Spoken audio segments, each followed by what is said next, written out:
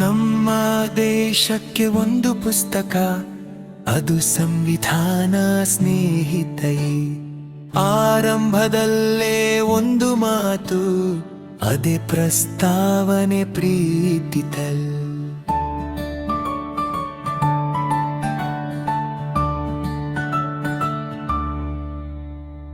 ನಾವು ಭಾರತ ಜನರೆಲ್ಲ ಒಟ್ಟಾಗಿ ನಿಂತಿರುವೆವು.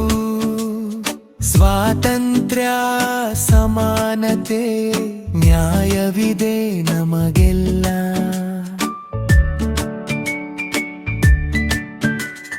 ನ್ಯಾಯ ಅಂದರೆ ಸರಿ ತಪ್ಪು, ಎಲ್ಲರಿಗೂ ಒಂದೇ ತೂಕ.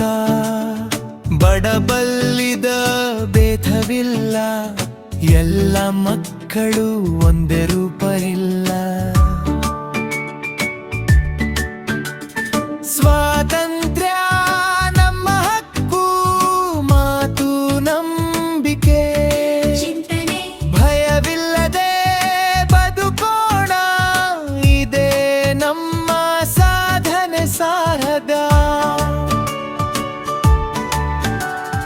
ಸಮಾನತೆ ಎಂದರೆ ಕೇಳು, ಎಲ್ಲರಿಗೂ ಒಂದೇ ಗೌರವರು.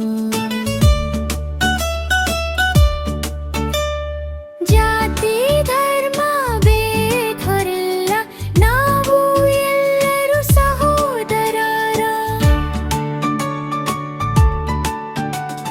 ಸೌಹಾರ್ದತೆ ನಮ್ಮ ಶಕ್ತಿ, ಒಗ್ಗಟ್ಟೆ ನಮ್ಮ ಬಲ.